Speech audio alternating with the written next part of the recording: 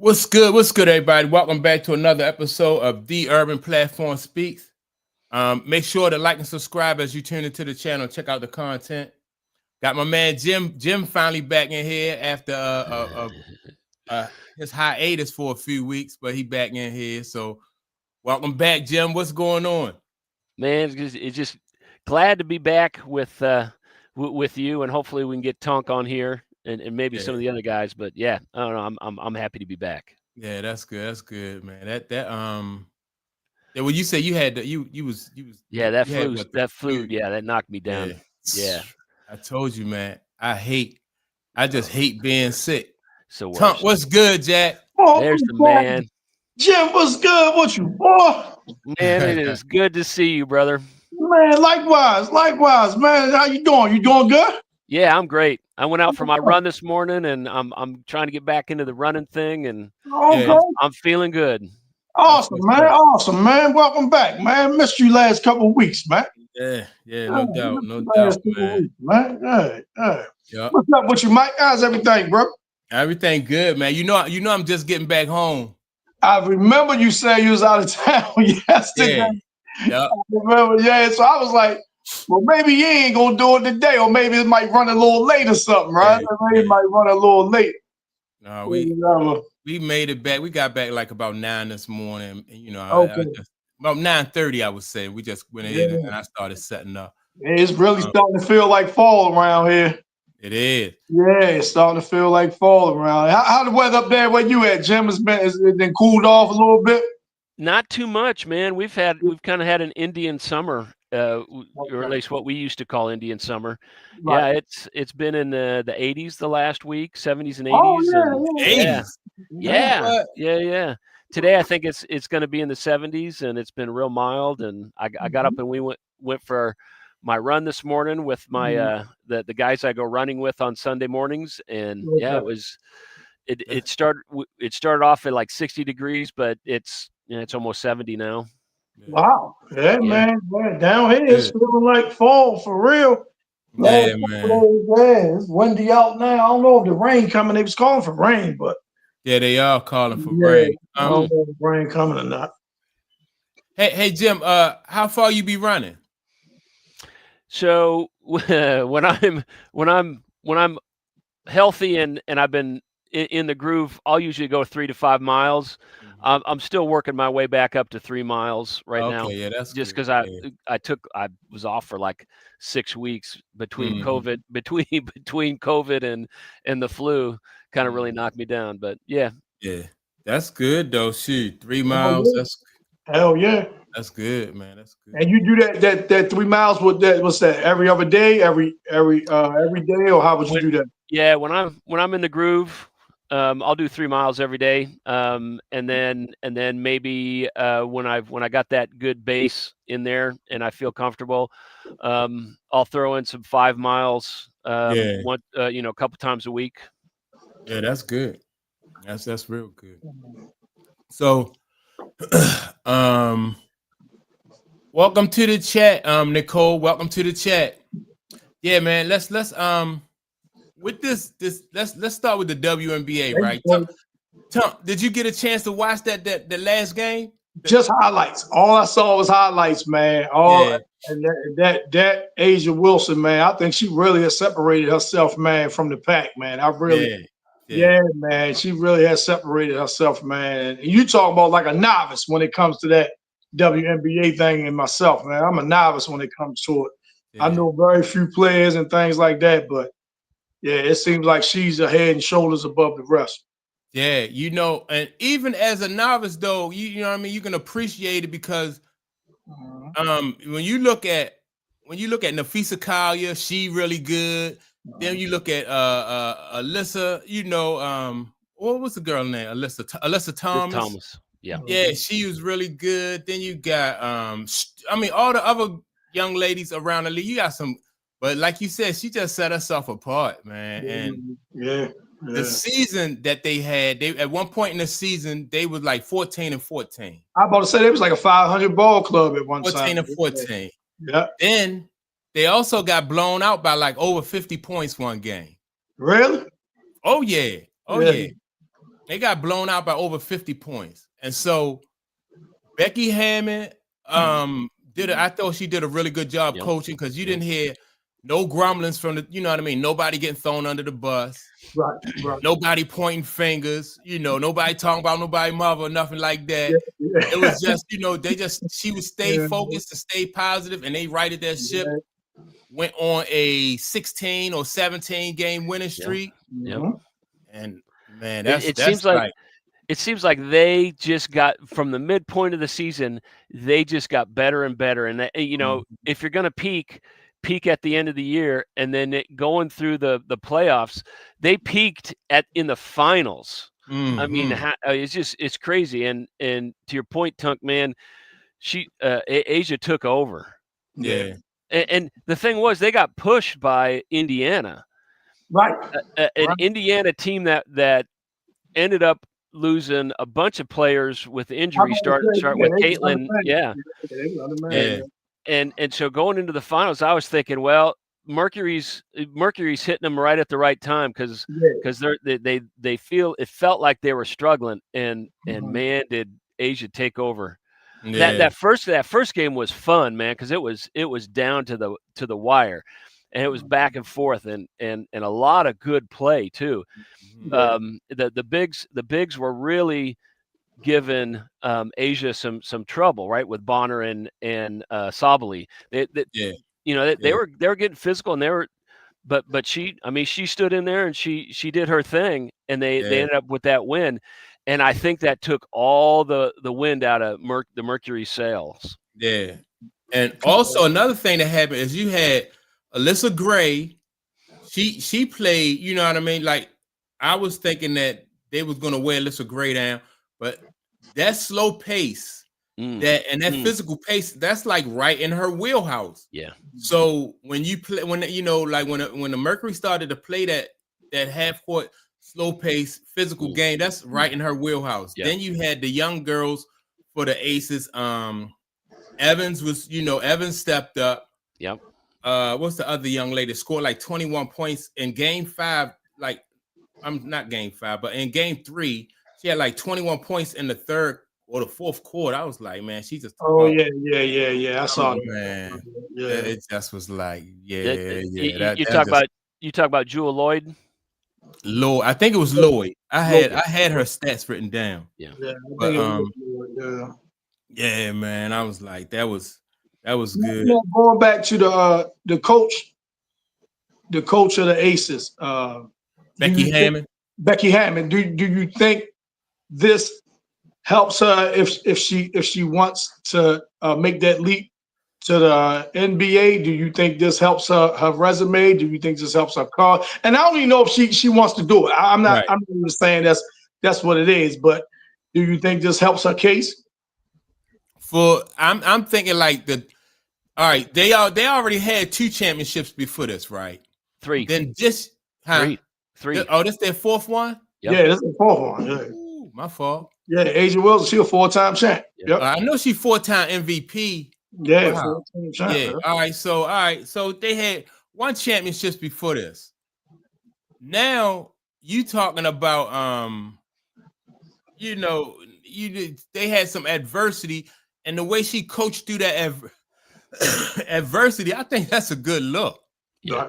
That's a good look. I know, like, sometimes when we talking about the Indiana Fever, and people talk about like how when what's the coach of the Fever now? What's her name? White. Stephanie White. Yeah. She had players when she was at Vanderbilt. She had a bunch of players just like drop off of the team. You know what I mean? So that reflects on the coach. But when you're able to coach through this type of season, go to the playoffs and win the championship, that's a good look. Man, what's going on, Jack? Man, hey, what's going on, gentlemen? How y'all doing today? Right. Good. Hey, I'm on my way to work the Ravens game. I thought I'd stop through and say hello to you guys and say hello to everybody. Appreciate it, man. Appreciate stopping.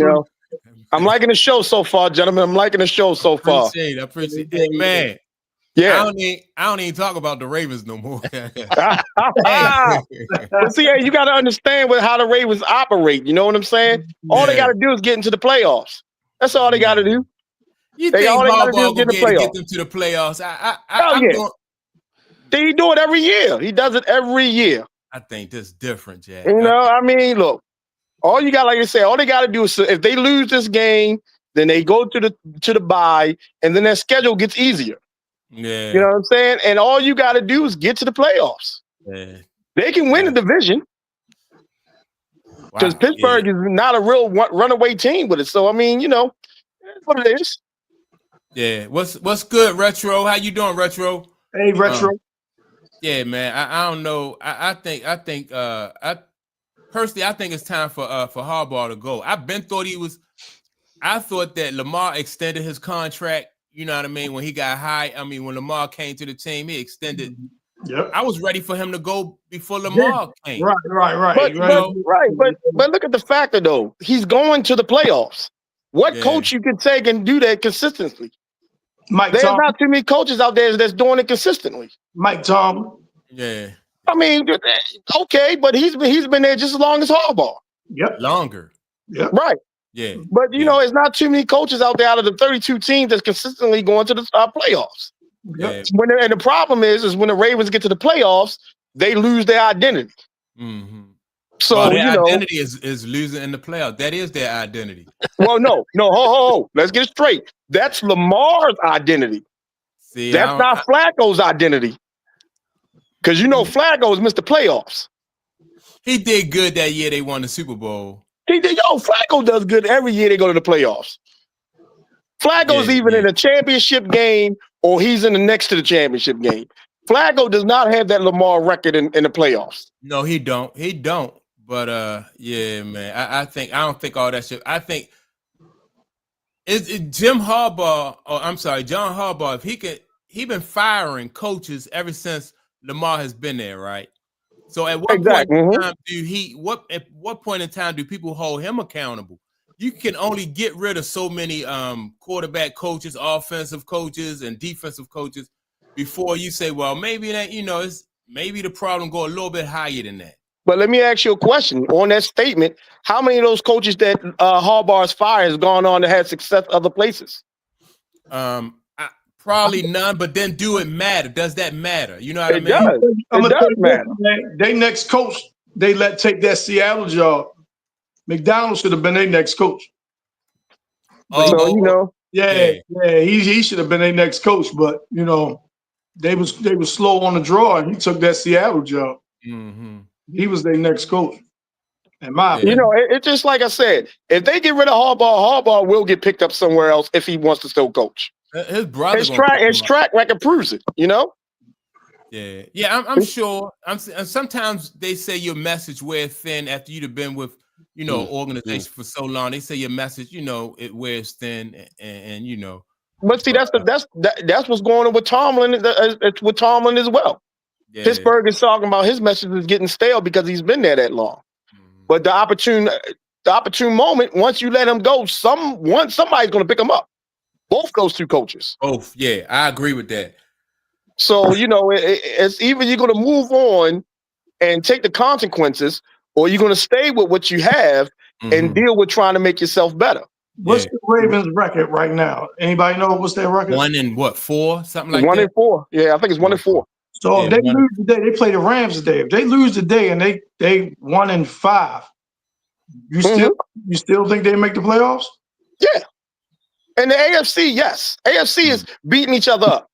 Yeah. Yes, they do. They make the playoffs. There's no dominant team in the AFC except for Buffalo, and then they didn't look dominant last week. Yeah. So the AFC is wide open right now. So how many wins you think it takes to get in the playoffs in the AFC? If I'm not mistaken, last year didn't a team go with a losing record to the playoffs last year? I don't know. That sounds right. That sounds right because I think you're right. I think there was an 8-9. I can't remember who that was, but I would say a 9-8 potentially can get you in. Yeah, I think a 9-win. I'm not saying that they won't make the playoffs, but you're leaving yourself so little room for error if you go into that bye week with 5 losses. You're not at the halfway point, but almost, and you already got 5 losses. You're not leaving yourself a lot of, room for error going forward. Hey, well, that's why they have an MVP quarterback. Well, he's out. Now Lamar is going to have to earn his MVP status. He's going to have to earn his money. If they go into the bye week 1-5, Lamar is going to have to come back, take over, and show why he's a MVP candidate. Yeah, but that's secondary. I think I can complete like 4 passes against that secondary for about 28 yards, man. Listen, the Ravens are going to have to play the game that a lot of other teams are playing, like the Cowboys. Okay, you're going to score 35 points. I need to score 36. Yeah. That's the game the Ravens are going to have to play until their defense gets better. Yep. Man, they're going to have to play that Cowboys game. Yeah, because that secondary, man, I'm not even concerned with that defensive line, but that dude Humphreys, every time somebody make a good play on, you know what I mean, it just seems like Humphreys is in the area. Right. I'm gonna tell you what the Ravens fans need to be more concerned about is Derrick Henry. Yes. That's who they need to be concerned about. He'll Gray lose his job. Hill Gray come in there and take his job because Hill is a better catcher. Okay. And with Derrick Henry only getting 1 and 2 yards a carry, you need to bring Hill in there that can spread the defense out more because he can catch out the backfield, which makes play action dangerous. Well, why do you think Henry is only getting like his average is going down far as like, you know, he's old. He's showing his age. Right. I am surprised at the drop off that he's had from his peak, and it hasn't been a slow decline. It's been a huge decline. But you know but you know he rushed for 1,900 yards last year. So you think he fell off a cliff already, like from last year to now? I don't think it's a fall off. But what I think is the same thing that's going on with Saquon. Teams are loading up the box to stop these guys and daring you to beat them on the pass. That's right. That's okay. So because look, both leading rushers from last year are doing horrible right now. Mm-hmm. Right, I agree with that. But my point is, they were doing that against Henry when he was in his prime, and that man would truck people. Yeah. Right. He's not trucking people anymore. I don't even see him stiff arming no more. No. And that's his trademark. But what I'm saying is, last year he had 1,900 yards. So I mean, so that decline is like instant. I mean, like I'm saying, from 1,900 yards. I think it's a combination. It's a combination of his age and the defenses. This is the NFL in a nutshell. When they start to see where the cracks are, they shut people down. And we see it happening with the Chiefs because they are getting shut down. We're seeing it with the Ravens. I mean, there's several teams that once they you know what the problem. Yeah. That's where I think that's where coaching comes in at, right? Mm-hmm. Yes. Because number one, if Derrick Henry had 1,900 yards last year, I'm not rushing him, 5 and 10 times per game. I'm still gonna make that defense, keep that defense honest. That's our rushing. Derrick Henry was sitting he was standing on the sideline for a big part of my fault. Derrick Henry sitting on the sideline for a big part of these games, man. They just went away from him too soon. I'm like, that's not coaching. But see, you got to understand this. You got to remember, the Ravens are a team that panics too soon. When they get down by 10, 12, 13, 14 points, they abandon the run game altogether. Yep. You know what I'm saying? And that's where you're talking about the coaching part of it. You're down by 14 in the second quarter. You don't abandon the run. You know what I'm saying? But their problem is their defense can't cover water. Okay? Mm-hmm. So when you're down by 14, that can easily be 28 because your defense is so bad. Well, let me say this though, because sometimes even when you lose, you are coaching for the next game, right? So you working your way through a problem. You keep this guy in there, and you try to figure some things out. They have him standing on the side.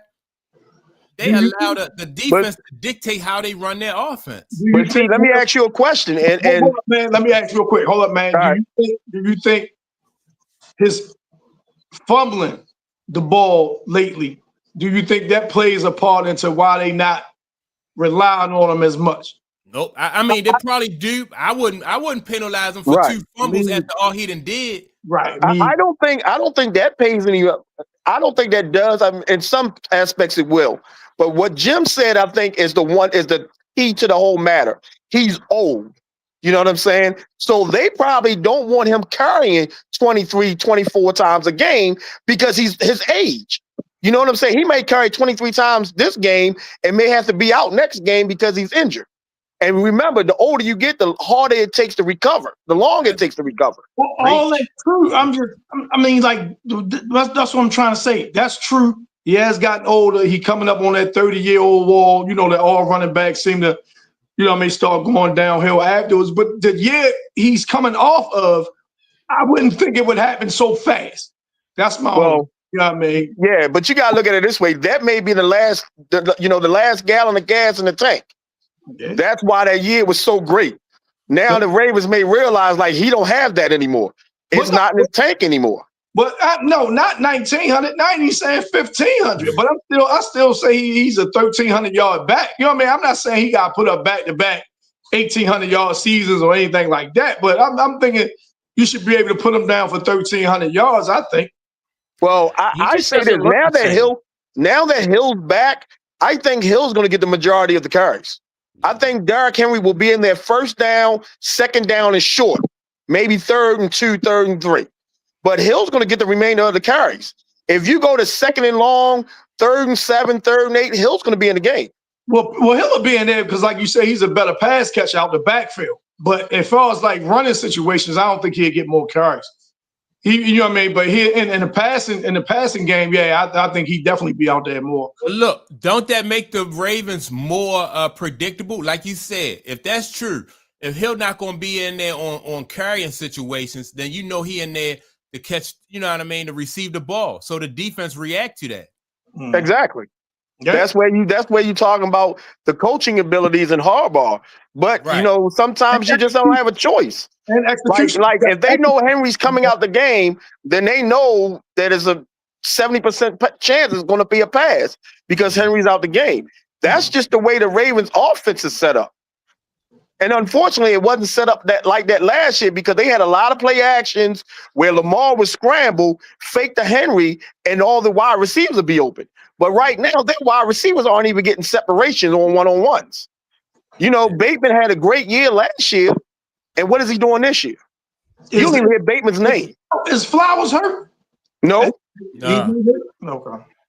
That's what I'm saying. You got wide receivers on the Ravens right now that's not helping the running game at all because they're not getting separation one-on-ones. There are a couple of teams in the league that when you get in front of them and they are playing from behind, they are way too predictable. Ravens are one, and what we've seen in the couple of losses, the Eagles are another one. Yep. When they are behind, they become very predictable, and they can that game against the Giants hit them in the mouth. They were playing from behind, and they became very predictable, and they shut Hurts' passing game down. Yep. Yeah. And also they knew what to expect when Saquon got the ball, and so that's where I'll give Andy Reid some props there. He is hard to be predictable against, but some of these teams, their offenses become very predictable, and when you're playing from behind, that's easy to defense. Man, if you can get out in front of the Dolphins, you've won the game in the first quarter. Exactly. And like you said, Jim, two teams that I recognize that is that doesn't do that right now. And that's why the winner is Tampa Bay and Indianapolis. Yes. You can't predict what those two teams are going to do. You have no idea, and especially Tampa Bay, because they don't have two of their top receivers. And they're still doing the same thing that they would do with the two top receivers. I don't know, man. I don't know. I think that rookie is one of their two top receivers, boy, because he's nice, man. Oh, right. Oh, yeah. He's proven he's going to get a contract. Yeah. And I think with him doing as well as he's doing, Mike Evans might not get a big contract again. Maybe not. Well, Mike Evans, he getting a little long in the tooth too. So right, exactly, and that's what I'm saying. But those two teams is why everybody in the league is surprised, because just like Jim said, they are so unpredictable. You have no idea what the two quarterbacks are going to do. You have no idea what the running backs are going to do, and you have no idea what the wide receivers are going to do, because you really haven't heard of them. Your scouting preparedness is not for these guys right now. Let me ask you this, man. Baker Mayfield, do you think he a legitimate MVP candidate? Absolutely. Yeah. What y'all think, man? Jim and I think Baker definitely is. I think somebody who's not getting the credit he should be getting is Dak. Dak is balling out, and CeeDee Lamb ain't been in there. And he gonna get that other receiver that came from the Steelers, Pickett. He gonna get him paid. Yep. Dak is balling out, man. Dak is really balling out, man. And because he played for the Cowboys, he won't get the credit he's supposed to get. But but Baker definitely. I think Baker, You ask yourself why it always coming down to the last possession with them, but still, like they said, still they overcoming. Right. Yeah, Baker's got that X factor, whatever it is, and he's always shown it. When he was with the Browns, he's just got that thing in him that it's whatever you want to call it. You want to call it dog or whatever. He's just got that fight in him, and we've seen it when guys like Patrick for as long as they've been a pro, and Baker's kind of shown that across the board. He will always have that confidence and that grit and that confidence that he's going to be able to go down and win that game. Yeah. Hey, fellas, I gotta go, but I say thank you again. I gotta go put my uniform and my stuff on and do this Ravens game. So thank you, gentlemen. Appreciate you guys. I'll get back with you later. Have a good one, brother. Be safe. All right, man. Be safe, I'm tuning in, though. I'm tuning in. So when y'all make them picks, best believe I'm gonna talk about y'all if y'all go bad this week. Let me see. Nicole. First I want to say, let me see. Retro said Shador should have went to the Ravens, right? Retro, everybody go to the Ravens. Everybody go to the Ravens. Yeah, man. He get ready to start work. Let me see. I filed for divorce from the Cowboys, and I want alimony, pain, and suffering. Yeah, I mean the Cowboys. They don't look, in my opinion, they don't really look bad though. No, no. They're a fun team to watch this year. Yeah, and not to cut you off, Jim, but that when they tied Green Bay. Everybody thought Green Bay was just going to come over there and just mop the field with them. But when they tied them, I think that was more so like a win for the Cowboys and a loss for Green Bay. Yeah. Yes. Even though it was just a tie. You know what I'm saying? I think that looked like, because everybody, people was talking, it was premature. But you had some player, oh, man, Green Bay can go undefeated and all that other crazy talk.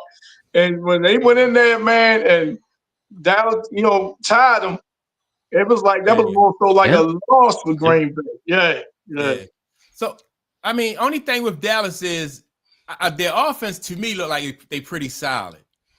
I think their defense is probably a little bit inconsistent. 100%. So if their defense get hot at the right time, Nicole, you might have to unpack them bags and go back home. And stay. You got to unpack and stay. Yeah, but I'm gonna tell you that is their Achilles heel. You know what I'm saying? Pardon the pun, but that is their Achilles heel right now is their defense.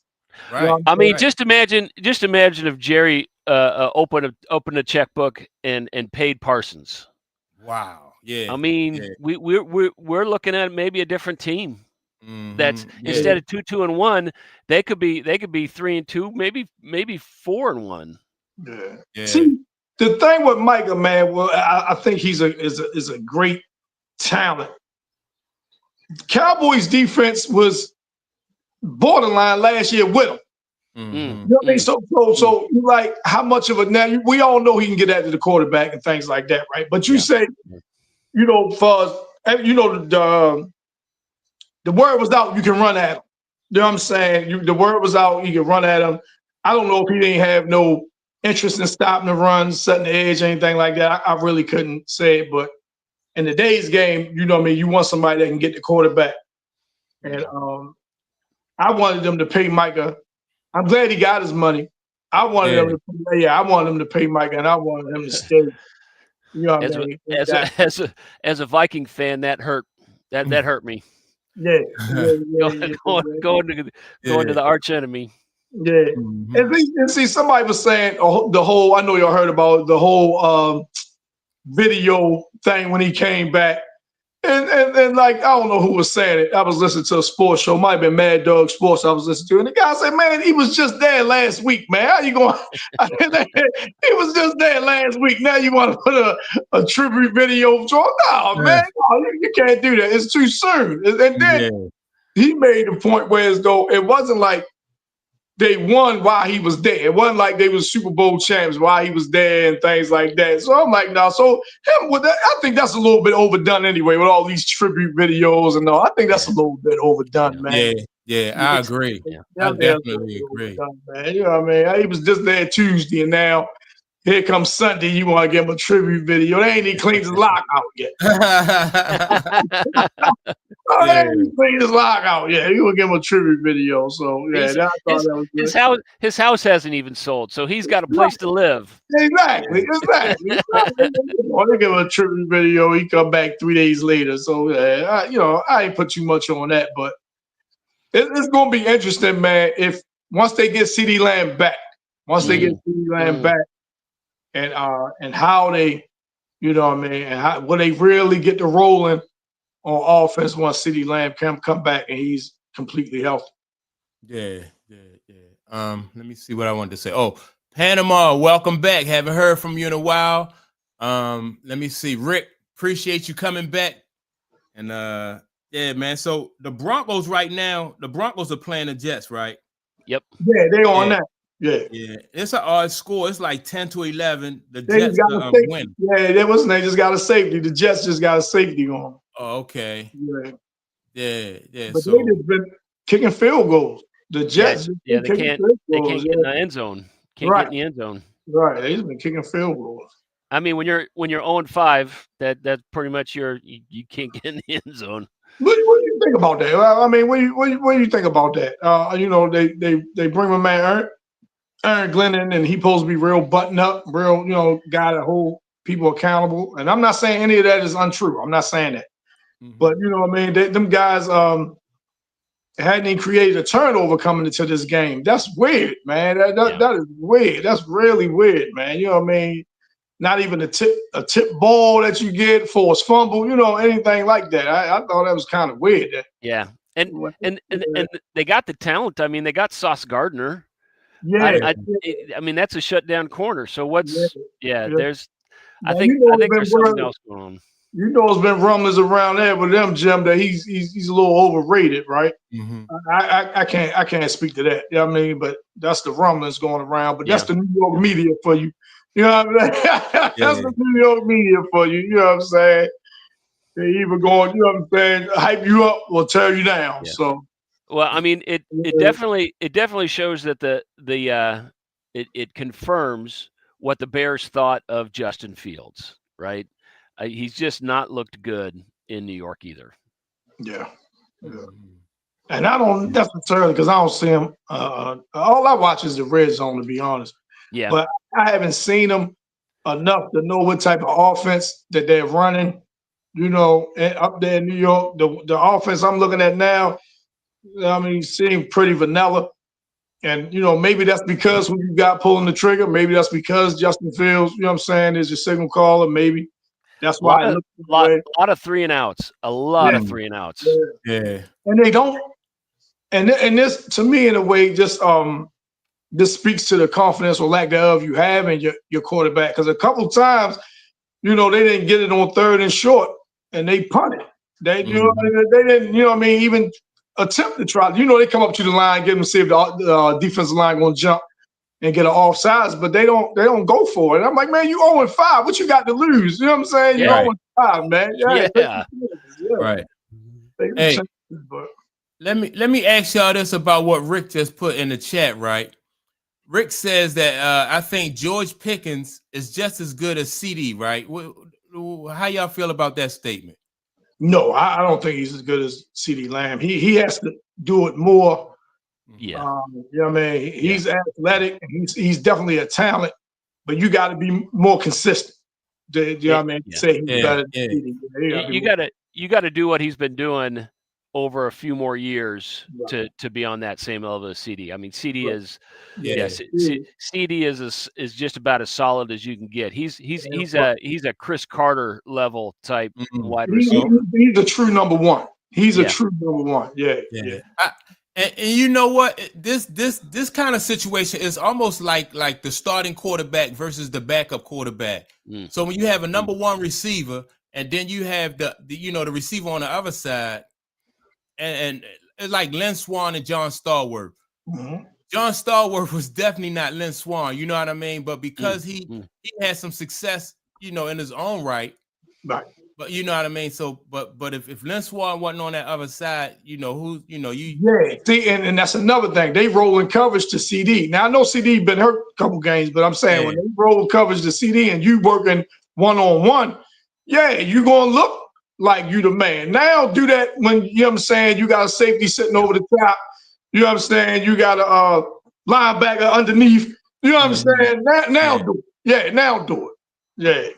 Yeah. I think let me see. What Rick said. I think George Pickens has more acrobatic, high-flying catches like Lynn Swann or even Bush Johnson. He makes some really nice catches. Yeah, it's true. Yeah. So, he's athletic. He's super athletic.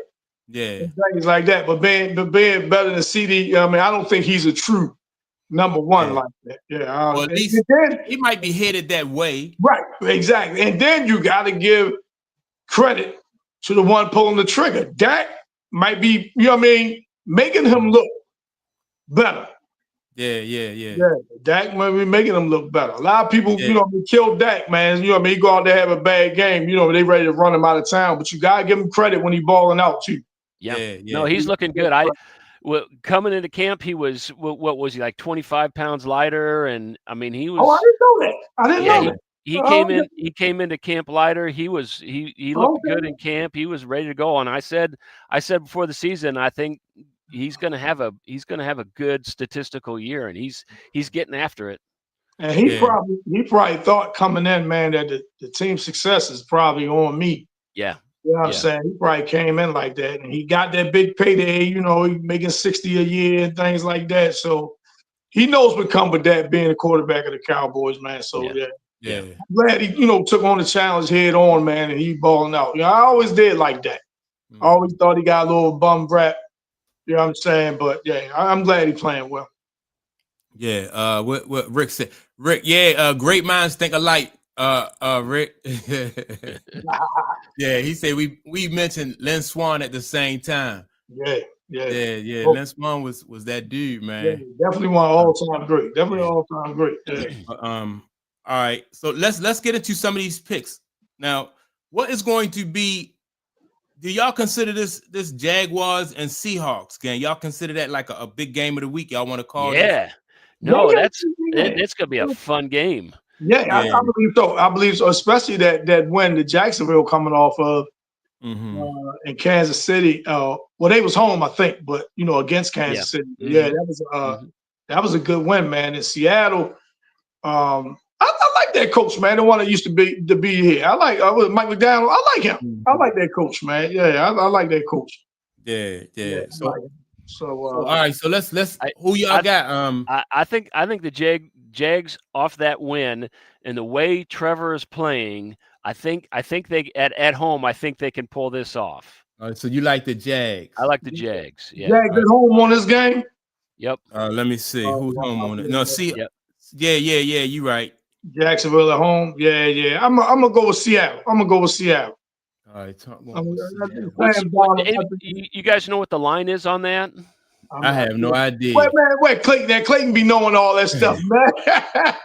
Clayton be knowing the lines and everything, man. That's why we need them on here on Sunday. But no, I don't know. Looks like that. Yeah, Jags are a 1.5 favorite at home.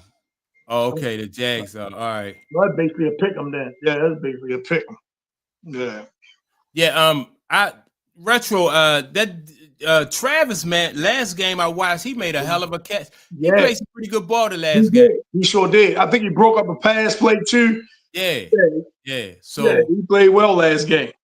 But so do y'all still think his footing? You know what I mean? Maybe he's finding his footing. You know what I'm saying? Maybe he's finding his footing. Yeah. Do y'all think it's time for him to pick one side of the ball though? I do, man. And I would rather him be a receiver. I didn't hear people say the opposite. That they'd rather be a D-back. agree. You know what I'm saying? I'd rather be a receiver, man. What he's showing, and I think a lot of pundits said this at the beginning of the year, they're going to try this experiment.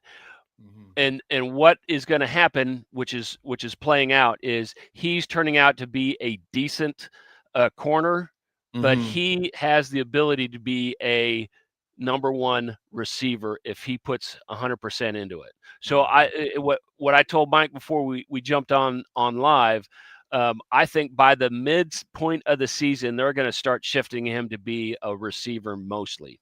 Gosh. That just my 2 cents. Yeah, no, I can see that. I can see it happen. I think that would be in his best interest, though. I think just being primarily one side of the ball, you know what I mean, 80-20, however you 70-30, I think that would help him anyway. You know what I'm saying? To bring the risk of injury down, just things like that, you know, a lot of less wear and tear, you know. But he just has a much bigger upside, in my opinion, on the offensive side. Right. Yeah. To me, it seemed like that's the case for him too. Retro said the Sanders boys are jealous as hell. of Travis. Yeah, Travis. Yeah. I don't think they signed him though. Remember, San Fran brought Shiloh in. But I don't think they signed him. You know, but I think it was going to be like his practice squad, you know what I mean, whatever. But I don't think, maybe y'all could enlighten me on that. But if anybody in the chat, no, I don't think the 49ers signed him. I don't think so either. That would have been front page news. You're right. You know what I mean? I guess you're right. Yeah. Everybody would know if he would have signed. You're right. Yeah, that would have been big news had they signed him though. So but the Sanders. All right, so Shador is QB2 now in Cleveland. He's officially QB2 now, right? Yep. I'm asking y'all, barring any type of injury, do you think he start a game for Cleveland the rest of the way? If the dude Dylan don't get hurt, I don't think Shador get in. I don't think so. Yeah. Okay. Yeah. I mean, Dylan, he looked pretty good. He looked okay last week. He really did. He looked solid, man. And I was surprised. Yeah. And I was like, whoa, he don't look bad. I was like, yeah, he don't look bad. Okay. Yeah. I never so Nicole said that Shiloh is streaming. So he focused. He probably you know, they got options. You know, they have other things that they can lean into, you know, besides football. So was that what his degree was in? I'm not sure. I know his other brother is like into like media and you know, photography and stuff like that too. The other one that's documenting all of this stuff that's going on at Buffalo. So Colorado, yeah. Oh, okay. Yeah. But I didn't think he got signed because, like you said, Mike, that'd have been front page news if that was the case. That'd have been front page news. Well, let me ask y'all this, right? Before we get into our picks, like when, like some athletes or most athletes don't have the kind of options that Shador and Shiloh have, right? So if things don't work out for them in football, they, you know, like Shiloh already said, you know, it's other things I can do, I can get into. But most athletes, they come and they put all their eggs in that one basket, right? Yep. And so when you put all your eggs in that one basket, that means that, in your opinion, do that mean that you put more into it? You know what I mean? Like you all in more so than somebody who could say, if this work out, it work out. If it don't, you know what I mean? Just like going into a relationship. Yeah. You know what I mean? I like a little bit, you know what I mean? But if it don't work out, it don't work out. Yeah. Is that a different mindset? I 100% think it is. And that definitely will show in the product that you bring, right? Mm-hmm. Sure, there's a bunch of guys that are going to be low draft picks or maybe undrafted that are giving it a shot. Mm-hmm. And I give them respect, but if you don't make it in the NFL, your options are still out there, right? Mm-hmm. So yeah, maybe you could go to the CFL, right? And make a living doing that. But you think of all the coaching opportunities out there, right? If you're playing at a high level throughout your university years, and then you have an opportunity to try out, maybe make a practice squad or get on to an NFL team, that's great. That says you got some knowledge, you got some skill. But it doesn't mean if you don't make it, your life is over. You're right, Mike. You could go into whatever other skill sets you've got that you studied in college. Mm-hmm. But maybe you want to maybe you love the game so much that you gave it a shot. Maybe you go into coaching, right? There's lots of opportunities. It's not like a one and done. You either make it or you're a super failure, because you can go out there. You can be a great high school football coach. You can go out there and be a great college football coach. There's a ton of opportunity if you love the game so much, and that's what people are going to be looking for when if you're going to go to an NFL team. What sort of passion do you bring? And if you don't have that high level of passion for the game, you're going to be what Shiloh is now. Mm-hmm. Yeah. And Rick says he should concentrate on the road and not live stream it in his car. Yeah, but I just think it's a whole different type of energy and effort. Like some people, they take the approach like, this is my plan A, B, C, this is it. And then when you get out there on the court or the field, whatever their sport is, they play like this is like, A, B, C, D. Whereas though somebody who say, I could do other things, Do you think? I think with Shiloh was a long shot. Mm-hmm. You know what I'm saying? Shiloh was a long shot. You know what I mean? Almost like, if you will, lack of a better term, he was the B-side of the album. You know what I'm saying? He was the B-side of the album. Yeah. Shador, I think, is more pressure. I don't know if it's outside pressure or whatever, but I think it's more pressure on him to succeed. Mm-hmm.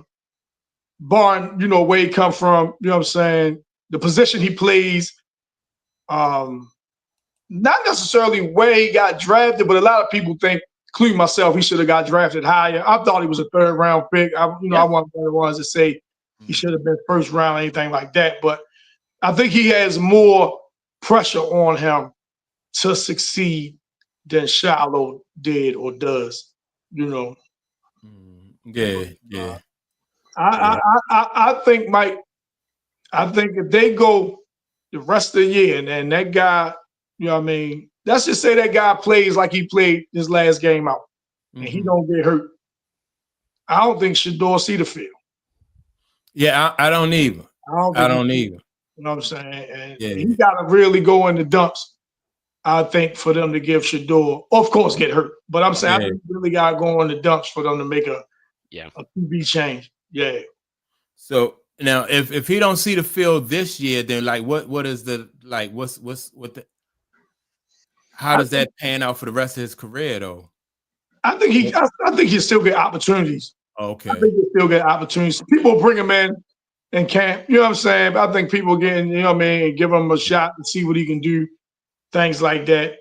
You can't deny his skills because he's shown that he could throw accurately and he could throw on time. Those are two big things that NFL quarterback coaches are going to want, right? Yeah. If you can't be on time and you can't throw accurately, you don't have a shot. Well, he's got those skills.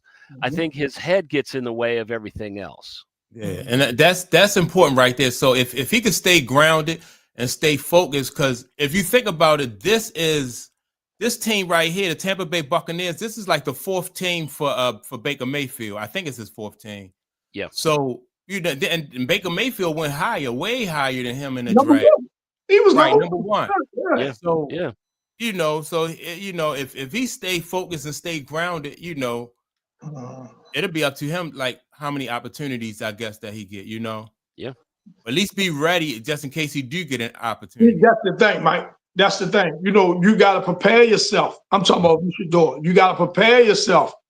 Right. So when your number is called, you know what I'm saying, you're ready to come right in there. And I'm not saying he's not. I'm not saying he's not doing any of this. You know what I mean? I don't want to, put the narrative out there that he's not working hard and he's not studying the playbook or anything like that. I don't want to create a narrative like that. That's not what I'm saying. But you want to be ready when his number's called, Yeah. And the QB2, they get reps in practice, right? They get reps in practice and things like that. Yeah. So if he's not preparing himself, and ready, he won't be QB2 for that long. They'll back him down, to QB3. Yeah. Yeah. So do they have a QB3 now? Who's their third string? I think it's going to be the guy, Deshaun Watson. I guess when Watson come back, I don't know what right now they only carrying two quarterbacks on the active roster. Yeah, they don't have Flacco no more, right? Yeah, yeah. Who you say, Jim? I ain't say you say. Who you say, Jim? No, I don't. Most teams typically just carry two, and their emergency is like a running back or somebody like that. Yeah. So yeah, man. All right. So let me ask, Retro, how you do with your picks last week? Because I think I ain't check out how we did with our picks from last week, Tom. Yeah, I don't know. I forgot to follow up on them picks from last week. But all right. So y'all interact. What about the Ravens and the Rams? Man, they got Cooper Rush playing for the Ravens. I'm picking the Rams. Yeah. Puka, what's his name? Puka Nacua. Puka Nacua. Him going against that secondary. Devontae Adams, man. I'm picking. You know what I mean? Matthew Stafford. Yeah, I'm picking. I'm picking. Give me the Rams. Yeah. Okay, so you going with the Ravens, Tom? Yeah. And Jim, you going with the Rams? Yeah, I'm going with the Rams. Yeah, and Jim going with. I'm going with the Ravens, man. Hey, man, that might be bad luck for them though. That I'm picking. I wish I could have that type of optimism that man has for the Ravens, man. Because 1-5, I would like to know when the last time a team 1-5 made the postseason. Man, and I mean, the AFC. You know what I mean? You can say they're wide open, especially since Kansas City then fell back to the pack. It don't look like Buffalo is ready to ascend and take the reins, things like that. But yeah, it's a lot of space between 1-5 potentially and the top of the conference. You know what I'm saying? Yeah. At the top of the conference, man. If you 1-5, you had to damn near run the table. You know what I mean? That's what I was saying. Like how many wins get you in? You know what I'm saying? You 1-5, and he's saying like, oh, they definitely making the playoffs, man.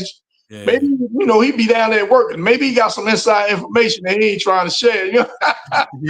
Maybe he got some inside information, man. But team 1-5, and he's still saying, "Oh man, no, don't worry about that." They go. And then the Steelers are what 3-1 because they had a bye last week. So 3-1. Steelers can almost play maybe like in their next two games against Cleveland and Cincinnati.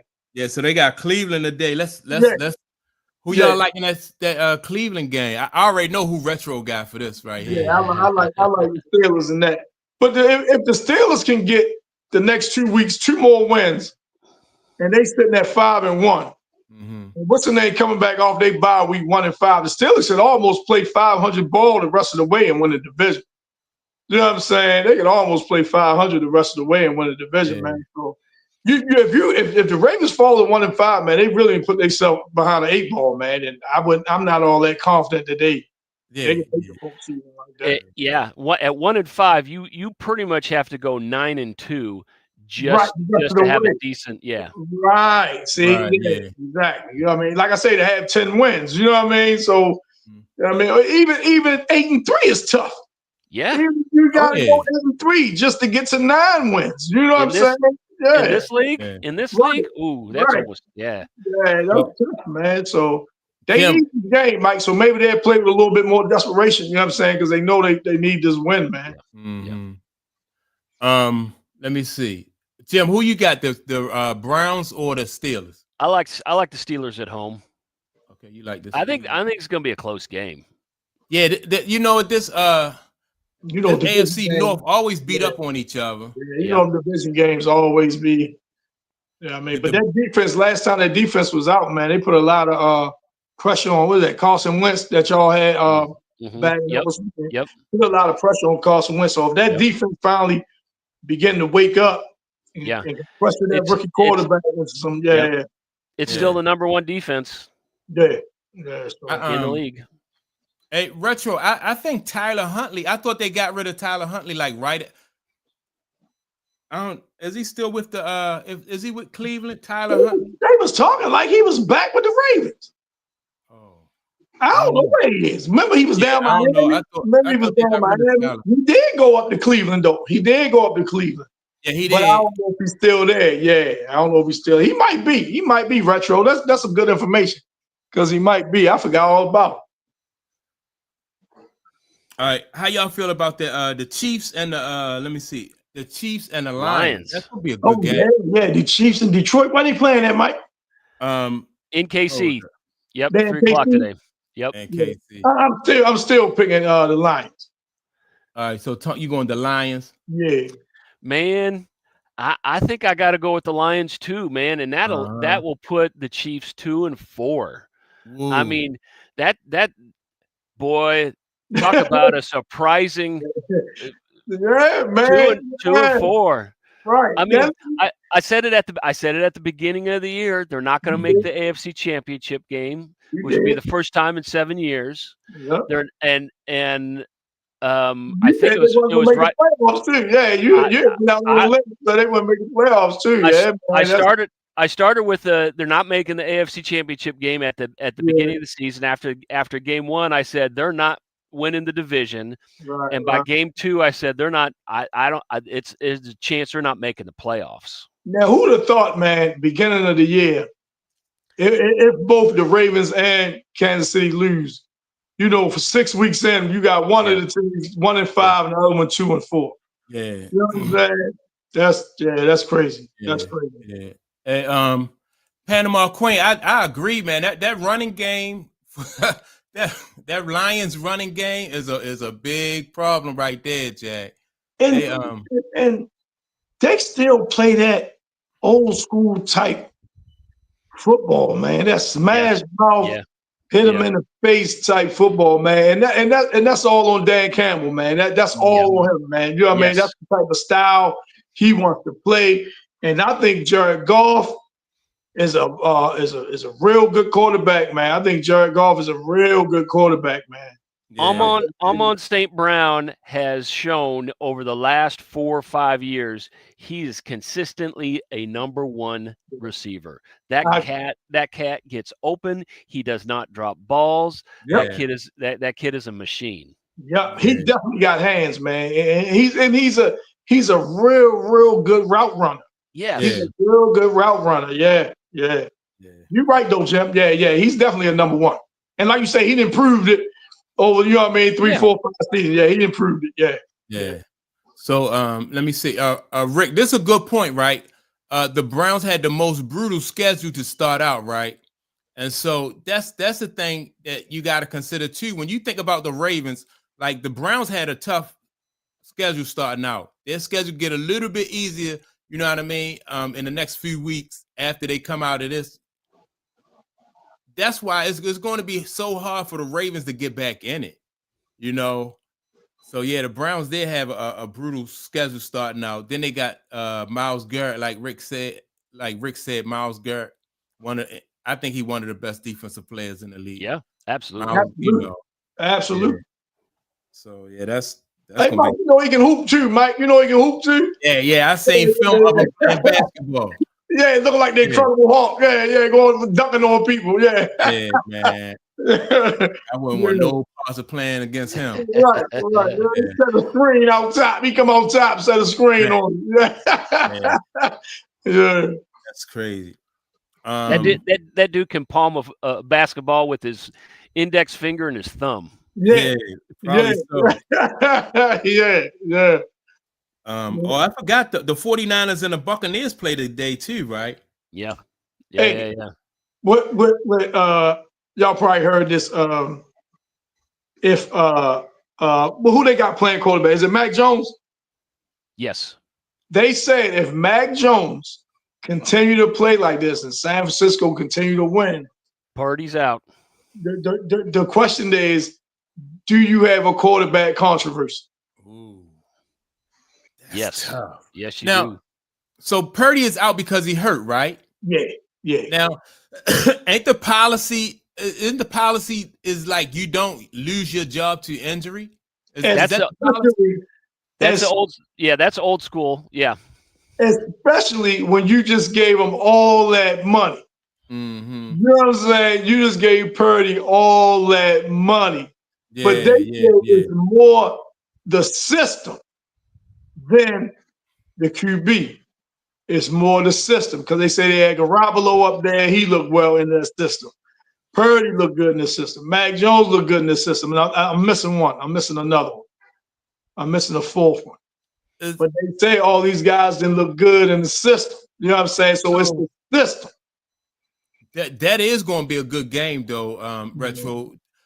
Even though I think it's going to be a good game, I'm not sure who I want in that game. I want to see the Bucks win because I like Baker Mayfield, right? Well, playing at home. If Baker has the last possession, I think they win. Yeah, I'm gonna go with the Bucks in the game because how's that San Francisco? Because I don't know how's that San Francisco defense look. Both are out. They got somebody else. I think one of the linebackers are out too. But I don't know how that San Francisco defense look. I think they like middle of the pack. They middle of the pack. What? So Jim, who you like, the Bucks or the 49ers? I'll go with the Bucks at home. I like the home team there. Yeah. What about you, Tom? Yeah, I'm gonna take Tampa too. I'm gonna take Tampa as well in that game. Yeah. Let me see what Panama said. Okay, so there's an out for Purdy 2026 in the Purdy contract in 2026. That the team can get out from under? I'm not sure if it's the team can get out or he had the option. He could opt out. He ain't opting out all that bread they just gave him. You know he ain't gonna opt out. So he ain't gonna opt out. Yeah. So if the organization got a buyout clause or something like that where they can get out from under it, yeah, they talk. Look, speaking of bowels, right? That word is that word is circling down there in Chapel Hill with Belichick. Right? Oh yeah. I wish we kept man on. I wonder Clayton, he sidestepped it all out. That was man. I'm like, no, y'all both were saying Belichick was gonna go down there and turn him into a perennial powerhouse. Man, I say, man, get out of here. But they talk about now. Both Belichick and the schooling came out and say that's not the case, right? Yeah. They go, no, that's not the case. We're feeling committed to each other now, and all that. Yeah, we'll see how long that lasts. And then the buyout, I think the buyout right now as it stands is 20. I think, right? But they say Bill, you know what I mean? We got some wiggle room. Like I'll take 10 to get the hell from around here. You know what I mean? Yeah. So I don't know. I don't know how that's gonna end up. Me and Jim spoke about this before we came on, right? I asked Jim, who do y'all think is the GOAT as far as coaching? Is it Andy Reid or Bill Belichick? Out of those two? Yeah, out of those two. Damn. Belichick. You like Belichick, and Jim, you said Belichick. I'm on the fence because if 12 hadn't left and they had such a big drop off, then it's a no brainer. But that puts the question in your mind: was all that success only because 12 was there? I think not all of it, but I think a big part of it was, not all of it. Right. You know, so what happens if Belichick didn't have 12 and let's say he had, I mean, I don't know who else would be a good step down. Let's say he had Tony Romo, right? Yeah. Solid game manager, same game manager mentality. Could he have won that same amount with Tony Romo? And I don't think he could have. Nobody will win that same amount. Nobody will win that same. Now, could he have gotten one? Maybe. Yeah. You know what I'm saying? He got one, maybe. You know what I mean? You know what I'm saying? Because he had them awesome defenses, man. People forget that part. Yeah. He did. Yeah, he had them off, and that's his thing. You know what I mean? That's his calling card, the defense. You know what I mean? So maybe he'd have got one. Yeah. You can flip that coin over and you're stuck with the same decision because when did Andy Reid really find his highest level of success? When he had Patrick. Right.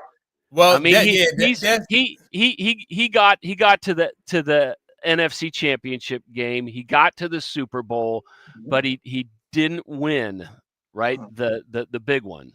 And yeah. So, all right, that's why I agree with Nicole, right? I think it's Andy Reid. If you look at Andy Reid's career without Patrick Mahomes, like you said, NFC Championship, he got to the Super Bowl. You know, he had some success with Donovan McNabb. They had some, some success with Michael Vick. Yep. You know, I think without the franchise type, well, I ain't gonna say those guys weren't franchise quarterback, but without an elite quarterback like Patrick Mahomes and Tom Brady, the record favors Andy Reid, in my opinion. Yeah. No, I think it does. I think it does. Yeah. Then when both of these guys get two generational talents, two franchise quarterbacks, then the record favors Belichick. You know what I mean? But the story is not over for Andy Reid. Now, Belichick, his story, he down there running around with this young lady in North Carolina. She basically coaching the team. So, but yeah, it's not over with for Andy Reid. But I like the fact what Andy Reid did before he even got to. But people say he was a really good coach, an excellent coach, a player's coach when he was in Philly. Yeah. Yeah. So. And he went to 5 NFC championships with Philly, didn't he? Mm-hmm. Around it, yeah. He was, it wasn't like he was like 1 or 2. He had success. It was in the thick. He just didn't have. For all the years he couldn't get over the hump, and when they went and got T.O., they was able to get to the Super Bowl, and T.O. balled out in that Super Bowl. Yeah, I think the consistent thing with both of those guys is they have such a top tier level of talent evaluation. Mm-hmm. Yeah. They are able to see the diamonds in the rough, right? Yeah. Anyone can pick, go out there and say, yeah, we're gonna go with Travis Hunter or a Heisman Trophy winner. That's an easy pick in the first round.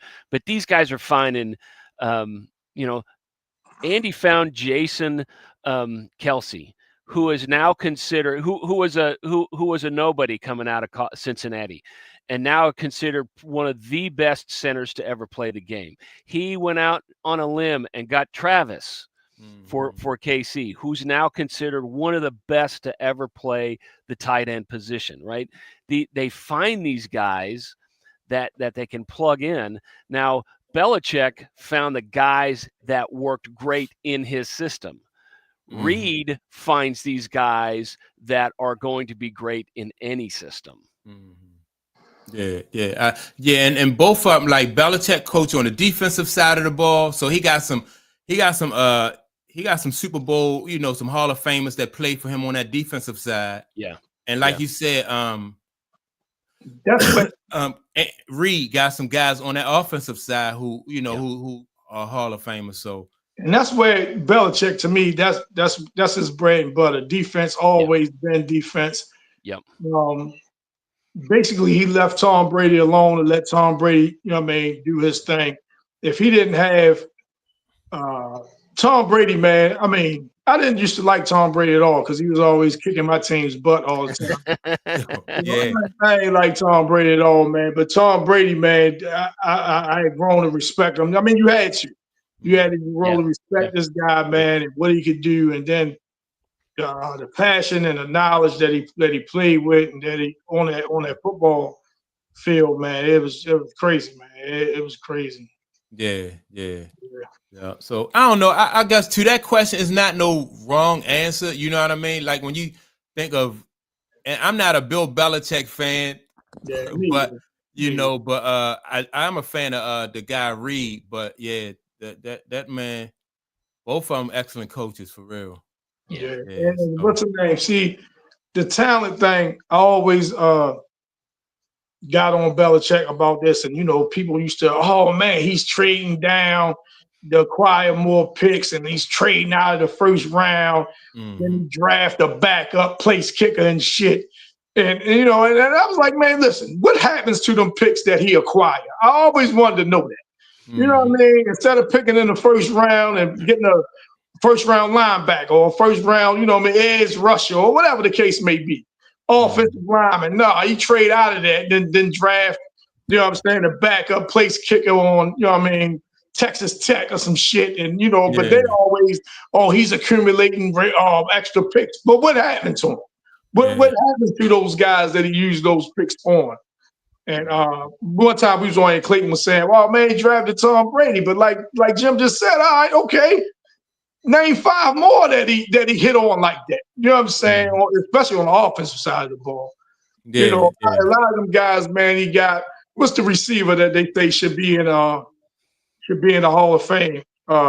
Is it Wes Welker or something like that? Wes Welker, and it was another one that left them and went that was like a Tom Brady type, making these guys better players, man. Yeah, that was Tom Brady. Tom Brady, like, man, you give me a slot guy, and I turn him into, the best sliced bread. Tom Brady was good at dinking and dunking and managing that, like when they had them strong defenses, he better not turn that ball over, Right. And the thing people don't give Tom Brady credit for is he kept that offense out on the field so that defense could rest. He didn't rush getting down, they ran plays. And we ain't really see like Tom Brady until Randy Moss got there. That's when it was like, okay, look, we balling now. You know what I'm saying? We balling. I got this Ferrari out here. Yeah, we run and gun. We run and gun. Yeah, so that's when that was a perfect storm too, because Brady getting into the league and becoming the QB1 and him learning how to his IQ, football IQ just got better and better, and that being around Belichick, obviously, really, and who was their offensive guy? Josh McDaniels, but before him, it was the other guy that took the job at Penn State. Notre Dame. McDaniels or what was his name? The fat guy. I can't think his name. Oh, man. Yeah. Because he came to the Chiefs for a while and ended up he coached at KU for 2 years. He went to KU too, but he went he was on that Notre Dame team when they lost to USC. I can see his face. Right, but his IQ level just grew and grew. Yep. And going back to what I said are the 2 fundamental things that a QB in the NFL has to have. Just baseline is on time and accurate. He had that. He developed that. And then you give him a deep threat like Randy Moss with his IQ, his ability to be on time. That was just like there was no way they were going to lose. And then he's so competitive, man. I'm talking Tom Brady. Oh, yeah. He's so competitive, man. You just see man, he'd be on the sidelines like, no, fuck, he cussing everybody out. Look, we going down and score. Y'all gonna get us the ball back, and we gonna score again. We can get the ball back, we're gonna score again. You know, and I'm gonna tell you, you know, guys that watch different games and stuff like that. Tom Brady had the most problems if your pressure was in his face. Mm-hmm. That's why Baltimore used to give him so much problems.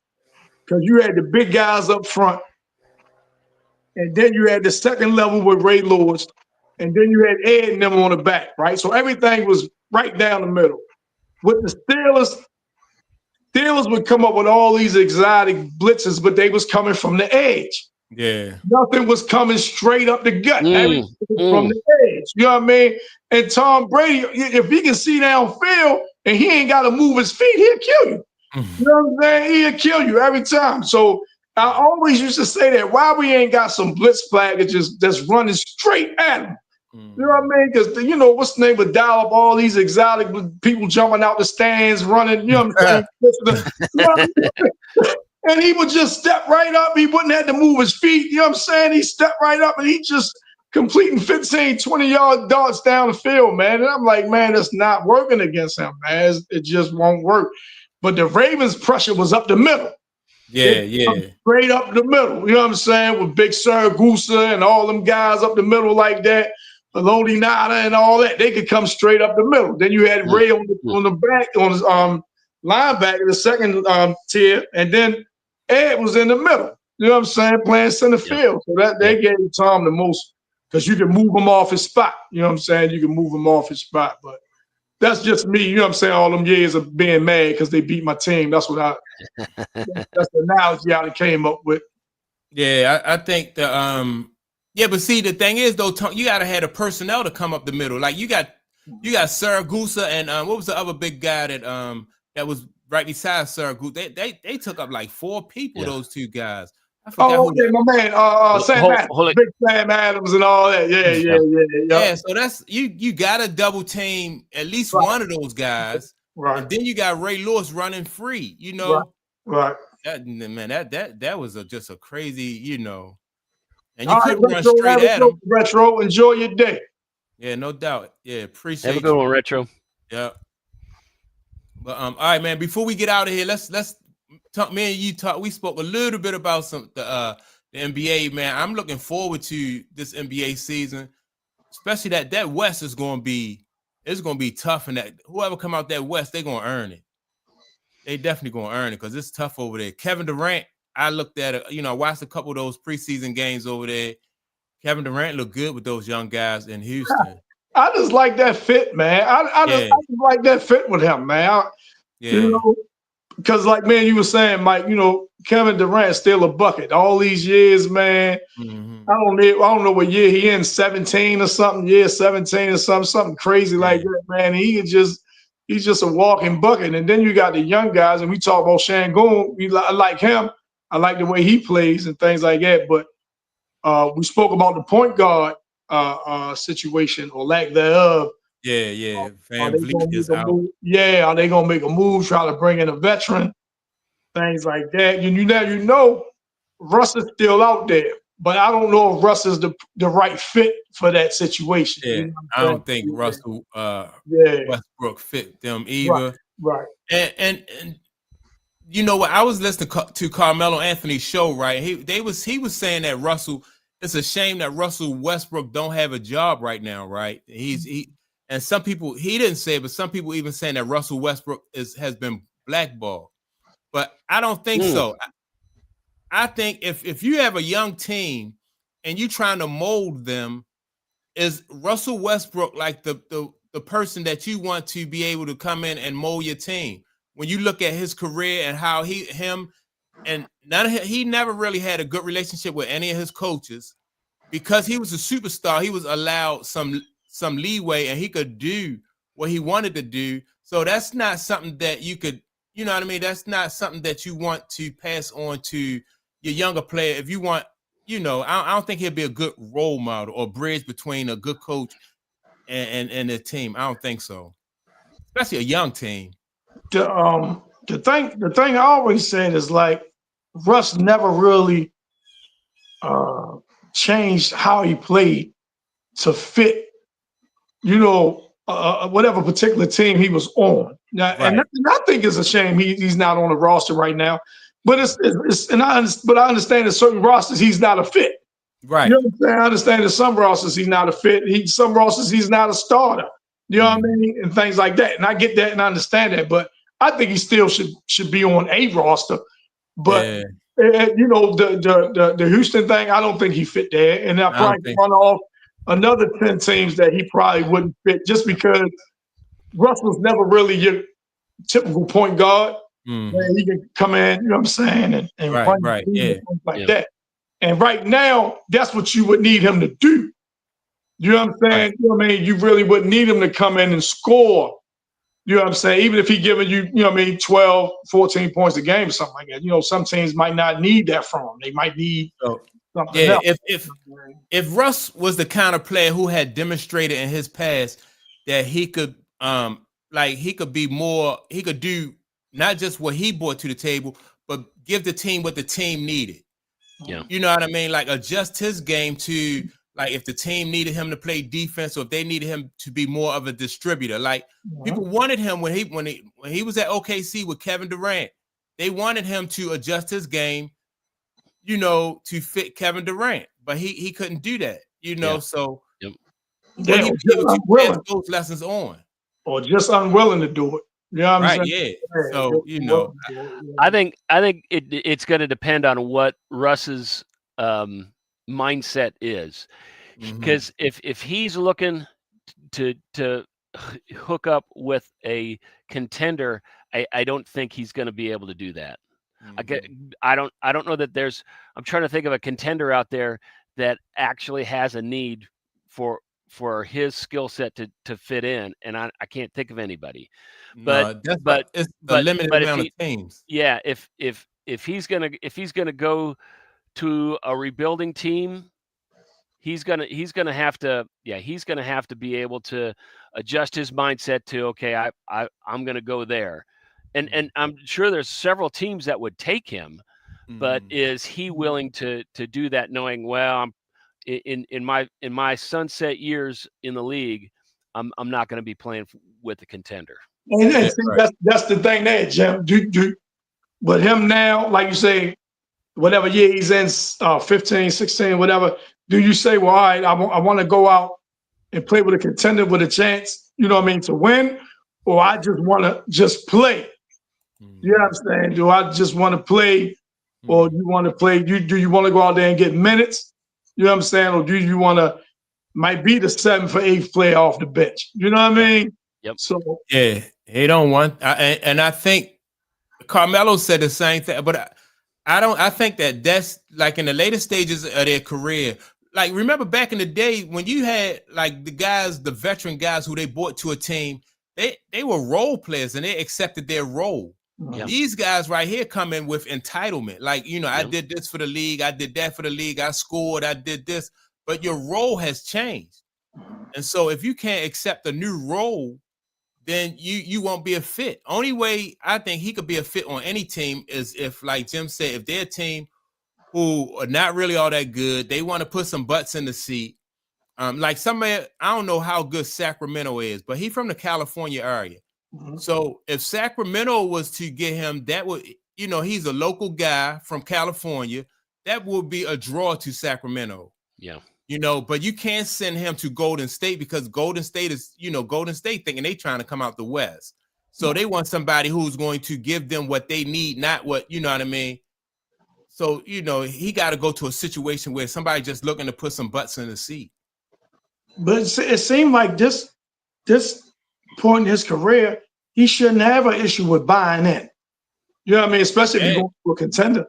But he shouldn't have an issue with buying in to whatever the program is, But we watched Allen Iverson do it. Yeah. You know what I mean? He couldn't buy in. We watched Carmelo Anthony. He couldn't buy in. Yep.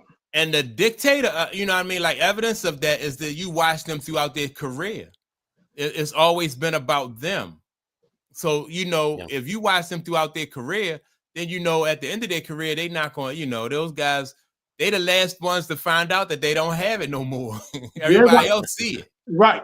You know, so yeah. So let me see. Nicole says, I don't think he agrees with the league, and the league does not agree with him. I think so. If you have a 15-year career, you know, after 15 years, you shouldn't be hollering at somebody trying to blackball you or they doing you a disservice. You've been in the league for 15 years. Like, who blackballs you after 15 years? I'm about to say the resume already written. Right. Yeah. You know, the resume already written. Yeah. So, you know, so right then and there, that just go to show. I mean, I would be like, man, shoot, I appreciate I had the opportunity to play in the NBA for 15 years. You know. Yeah. Well, you know, it's cool. I appreciate the opportunity that I got. That should be the mindset. Right. Especially and then that mindset right there will set you up for the kind of, you know, if you want to go be a coach or something in the league, or you want to help develop the new talent, that'll set you up for that. You know, but I got blackballed. That shit is funny. At the 15 years, the 27 years, but you'd have made $100 and something million. I love somebody to blackball me and I make $100 and something million. Yeah, I've been blackballed, but I only got $115 million out the deal. Like, man, that's some funny shit right there. Right. Yeah. So I don't know, and you know, maybe he might get signed. You know what I mean? Yeah. 20 years out, something like that. You know, you never know what happens, but that was kind of strange because I didn't know why. I don't know if it was a mutual thing with him in Denver. Like, you know, they just decided, you know what I mean, to part ways, or if it was maybe Russ saying, well, I want to leave here because I want a bigger role. You can still say Denver is a contender. You still say Denver is a title contender. Yeah. So maybe if that's what he was interested in, winning the title, you know, you think he might have stayed if Denver wanted to keep him. Well, if I'm in Denver and you got the Joker, I'm like, doing my, you know, at the end of the season, we do our exit interviews. I'm like, well, what do I need to do? You know, like, what do the team need? What can I bring to the table? Yeah. That's the approach you got to have. The Joker going to do he going to do the heavy lifting. Oh, for sure. For sure. You just got to fill in the gaps. Right. You know? Right. And, you know, and he got the talent to do it. I just think it's the mindset personally. If he want to play defense, he's just a tenacious kind of person. Right. He could be a Tony Allen type ball player if he wanted to. Right. You know, he could play defense like Marcus Smart, Tony Allen, and all those guys. Yeah. You know. Yeah, for spurts. Might not be for 40 minutes. Yeah, for spurts. Like whatever the team needs you to give, he able to do that. And he still can score, not at the same clip, obviously, that he used to. But like I said, he can come and give you 10 to 12, 14 points a game or something like that. You know what I mean? Because you say he's still, you know what I'm saying, no basketball and things. But if you don't, that's why, man, you know, you got to give credit to some of the all-time greats, man. They always brought something different to the game from year to year. You know what I mean? From year to year, they brought something different. Yep. How can I improve? Well, things like that, you know. That right there in itself, though, is a whole nother skill set. Do y'all remember? Y'all remember Eddie Johnson? Mm-hmm. Yeah. He had two careers. You know what I mean? He had his second career was as a veteran to come in and develop the young guys. You know what I mean? After his main career was over, he was and who else? You had Eddie Johnson. Then you had the Pacers had a guy. What was his name? I forgot the guy name for the Pacers. But that was how you extend your career. Right. That's right. You know, you have a solid first career, and then the second career you come in and you the wily veteran, and you show kids how to play the game and how to travel and how to conduct themselves and stuff. That was valuable to a team when they want to, you know, they think they got like a lot of guys, ego or whatever, they don't want to be different. You know what I'm saying? They want to be, and like you say, you know what I mean? They be the last ones to know it, but they want to be the same player they was 10, 12 years ago, even if they're not. I don't see there's any way Russell Westbrook at, what is he, 36, 37, whatever he is.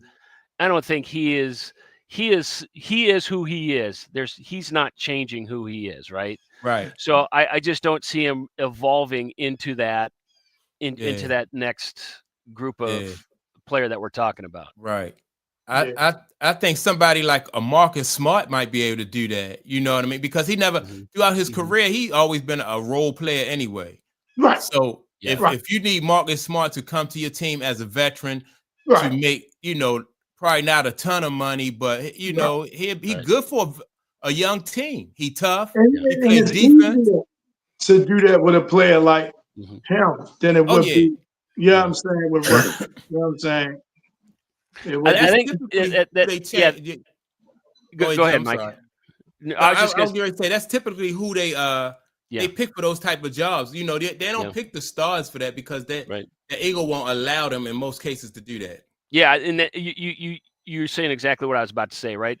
If you've been the guy that is good enough to win an MVP like Wilson, or sorry, Westbrook, then it's almost impossible for you to change your mindset to be hey, I'm this guy that comes in and plugs in, right? He's always going to have the hey, I'm the MVP mentality. Yeah, that's like, and I mean, I know I probably can. I can see that, you know what I mean? Because you could be like at the end of Michael Jordan's career, some rookie telling Michael to go get him some water. Like, man, get out my seat and go get me something to drink. Them old guys, them they not gonna go for that. So And you're right, Rick. Westbrook is a good passer, right? Very good passer. But is he going to be? How can I say this? Is he going to be like, if that's what's going to be asked to him just to be a facilitator, is he's going to welcome that role? Is he going to welcome that? Yeah. There's no question that he can do it. Oh yeah. There's no question that he can do it. It's welcome that. Yeah. But Russell is going to do what Russell does at the end of games. We saw it last year.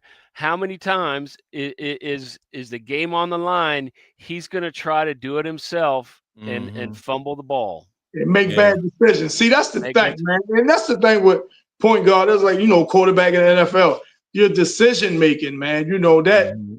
That is, part of being a point guard more than anything. You know what I'm saying? Your decision making. You know what I'm saying? Right. Because that point guard, the point guard on every team, that's the bridge between the coach and the players. Yeah. You know what I mean? So you got the point guard going off the hinges. That you don't, that's it. You don't have the team. That's what I'm about to say. Then you lose guys. You know what I'm saying? You lose guys. You know what I'm saying? That's why, back in the day, you know what I mean? You see a big fella running the floor, you give it to him. You know what I mean? Because you don't want him running up and down and not getting the touch. You know what I mean? Because then he's going to say, well, I ain't going to run. Yeah. You know what I'm saying? What I'm going to run for. So you need him to run. Right. Right. You need him to run. Out there running, Yeah. Last thing you want on your team is a guy whose last name has been turned into a verb, right? You want someone who's going to come in and Westbrook it. Yeah. Right. Yeah. Man, look, right before I let y'all go, I'm gonna switch back to the NBA. This is y'all might have saw this debate. I just saw it the other day. Gilbert Arenas podcast. Him and the dude McCants. They always on there arguing and fussing and stuff. And him and McCants was arguing about. McCants was saying T-Mac was, I think he said T-Mac was top 3 shooting guard ever, right?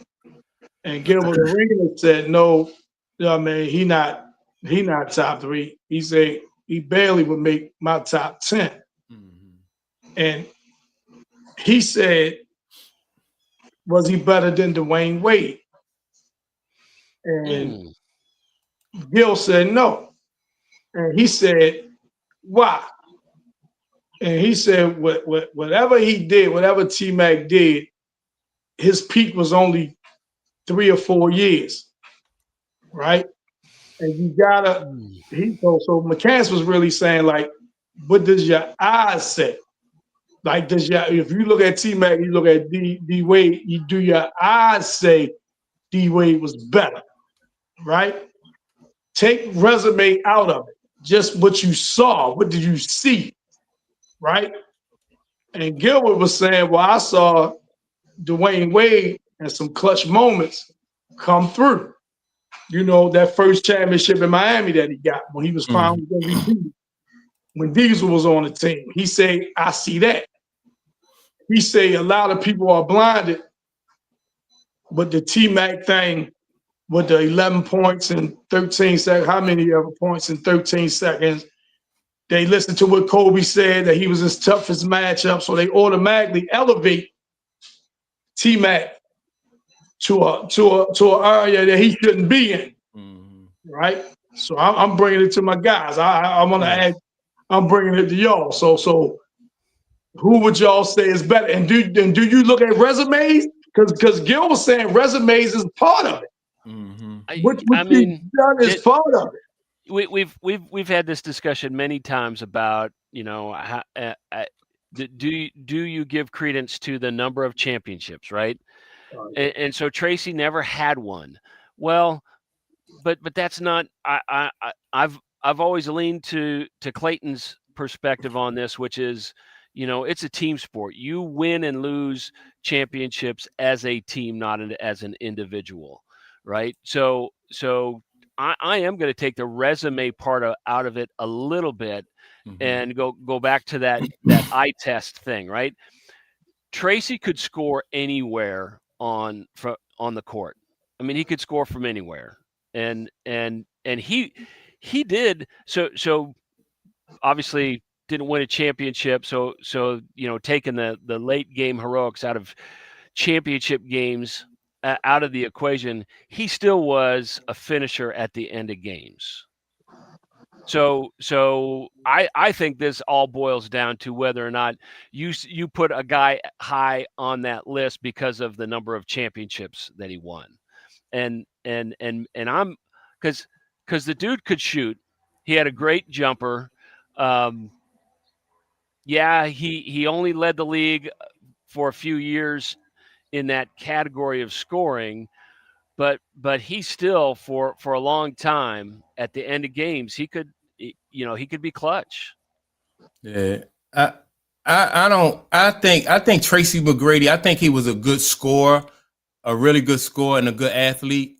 But I think it ends right there because, like, all right, the 82 game regular season, right, is different from the playoffs. You know what I mean? Like in 82 games, you got a lot of guys who can score and you know, but when teams start to plan for you and then teams get to see you every other day, you know, and then you got to be able to overcome those type of obstacles. Yeah. So, you know what I mean? So even if he don't get a championship, I would want him to have some type of success, even at that mid-level or that upper level, like in the playoffs. Throughout the season, man, you know, you got teams that's coasting, some teams just trying to get ready for the playoffs. You know, but when you get down to them final 8 teams or them final, you know, them playoff teams, everybody is locked in. Yeah. And then if you can dominate when people locked in, or you can have the same amount of success, you know, and he had Yao Ming. He you know, he played with some very good basketball players, you know, and so sometimes if you that dude, you got to be able to put somebody like you got to put them on your back. And Wayne Wade did it. Right. Yeah. See, and that's where I was going, Mike. That's where I was going. When you talk about all-time great players, you can always point to a playoff, a championship series when they elevated themselves and the team that they were on. Yeah. Right? Yeah. I can't recall. You know what I'm saying? And I'm biased with this because I think Dwayne Wade, his determination and his will, I think was far greater than Tracy McGrady's. Oh yeah. I think his want to win was greater than Tracy McGrady's. I think Tracy McGrady's, I think he left a lot out. I think he left a lot out on the court. He could have been, you know, people want to mention him with Kobe now since Kobe ain't around. He's not in that, to me, he's not in that category. You know, I'm okay saying he's not top 3. Yeah. Right. Oh yeah. He's not in that category. And I never looked at him as a 2 anyway. I was looking at him as a 3. You know what I'm saying? I never looked at him as a 2 guard. I always looked at him as a 3. But you know, he didn't have that want to, that dog in him, that all great players have. You know what I'm saying? Across sports, across the spectrum. You know what I'm saying? The ones that you mentioned all the time, they got that dog in them. That I wanted. That you know what I'm saying? Give it here. You know what I'm saying? Yeah, but Dwayne Wade did it. He did it. He did it with Shaq. He did it with LeBron. Like he taught LeBron. You know what I mean? He taught LeBron how to win. You know, so how to take over games and he taught him that absolutely. He taught LeBron how to be a winner. So for me, I give a lot of people the nod over T-Mac, but like I say, I'm biased because I think T-Mac, man, he's not what a lot of people claim. You know what I mean? He was, in my opinion. But you know, that was just one of them Gilbert Arenas shows I could watch. Man, they be fussing so much, I can't even listen to it, man. I turn it off. They be arguing and screaming over each other, man. I can't even watch it, man. And sometimes it be good subjects that they discussing, but they just be arguing, cussing, talking over one another. I said, man, I can't even watch this, man. I get a damn headache. I don't like there now. He be on there sometimes. Yup, he be on there sometimes. Yeah, he be on there. I don't like the format of that podcast. Okay. Too many. Yeah. To your point, Tunk. Too many people. Yeah. And it's like a free for all, Jim. It's like a free for all. It's like everybody just, oh man, it's just screaming, hollering. I mean, come on, man. You know. They don't have a moderator. Right. They got one, but he don't really take control of the show. It's Gil's show.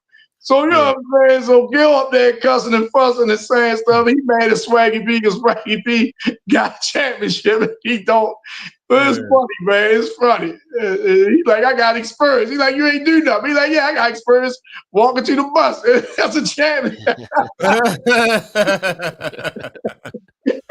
do got experience. He said, I got experience sitting on the bench on a championship team. You know what I mean? That's his experience, man. I was laughing like crazy, man. I was laughing like crazy. He said, you ain't got none. He said, your experience stopped. LeBron hitting you on the chest, missing free throws in the playoffs. That's where your experience stops, right? I was laughing like crazy, man. He wanted to fight. He wanted to fight Swaggy P, man, because he was teasing him, man. He wanted to fight him. He wanted to fight him, man. But I can't really. It'd be too many. Yeah, it'd be too many people on there screaming at the top of their lungs, man. I can't watch it. I can't watch it. It's like somebody is filming a conversation that you have at like the barbershop or sitting around drinking, right? Yep. That's fun to be a part of, but it's not fun to watch. Right. Exactly. If you're in it, it's one thing, but just to have somebody sit and watch it is something different. Yeah, I don't like that format. Yeah, very few of those type shows work where you have like the barbershop type atmosphere. Because I've seen people try those, but if it's not a situation like where it's regulated, you know, you got a host, and then you go around the shop, you know, it can be confusing. Right. And you know, a lot of time people not listening to understand, they listening to respond. Yeah. I'm just waiting for you to stop talking so I can talk. I ain't even listening to what you say. You know what I mean? I'm just waiting for you to finish so I can jump in and say my piece. You know what I mean?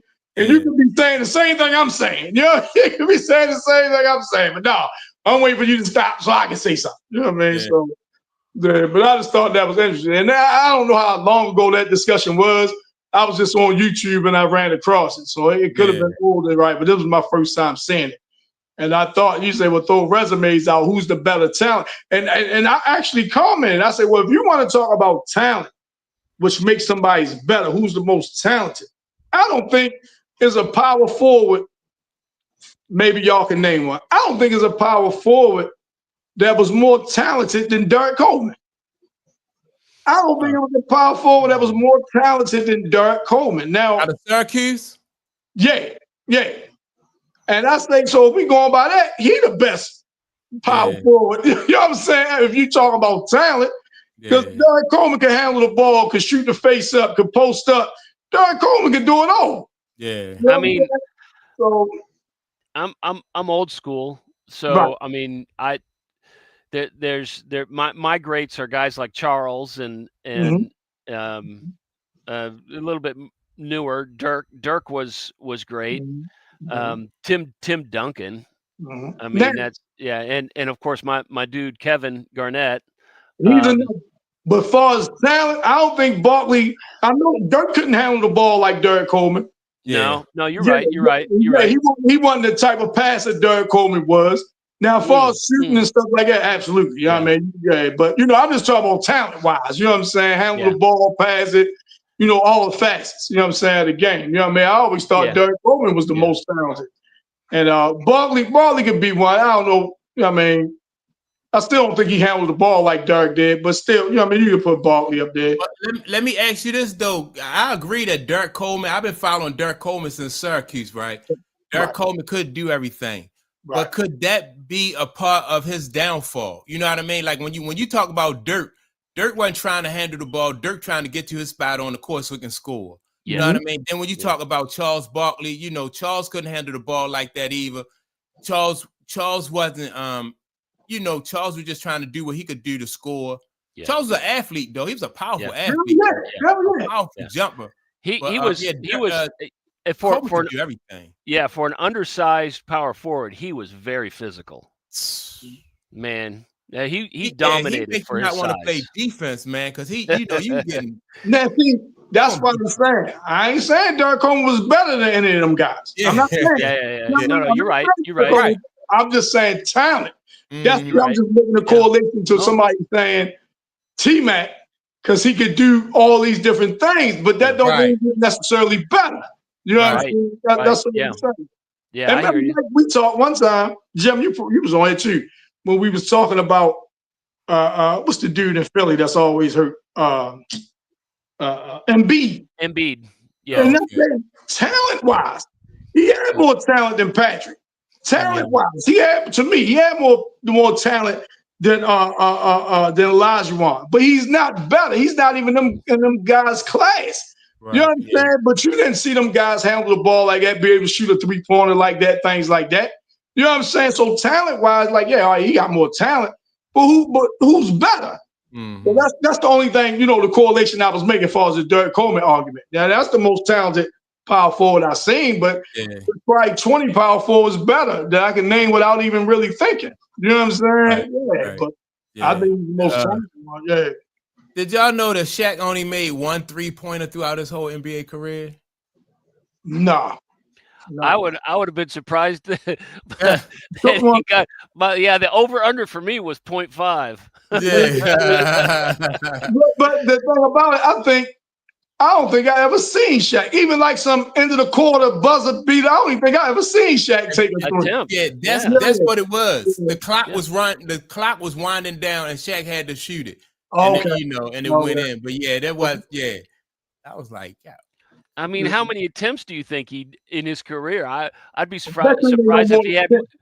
I'd be surprised if he had more than 10. Yeah, right. I was about to say. I bet you it probably wasn't no more than 10. Yeah, probably wasn't no more than 10.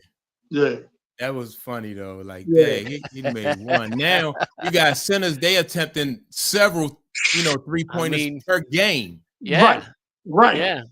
Right. How many does Wemby attempt a game? Hey, Jim, listen. You seen that other? I was telling Mike this. You seen that other tall dude they got on San Antonio? Yeah.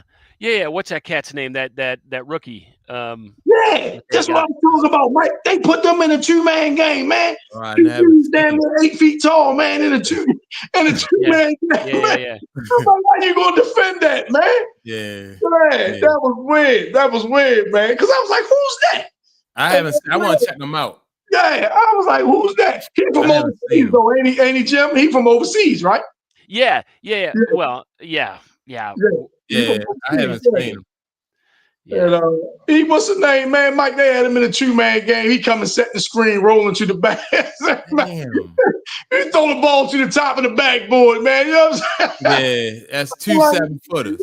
Yeah, man, that's crazy, man. That's crazy. Crazy. So what's the name not coaching them no more, right? Who's they coaching at? Popovich not coaching anymore, is he? I don't know. I think Pop is still there. Oh, I thought he left. Okay. I didn't know he left. Yeah, I heard it. Last time they showed him, he was up there with Tim Duncan and all them, and they was walking him off or whatever. He looked kind of weathered and things like that. So I thought He retired. It looks like it's Mitch Johnson. Oh, okay. He out there tree. He must be off his tree then. He must be off that coaching tree. Yeah, he's 38 years old. Oh wow. Okay. Yeah.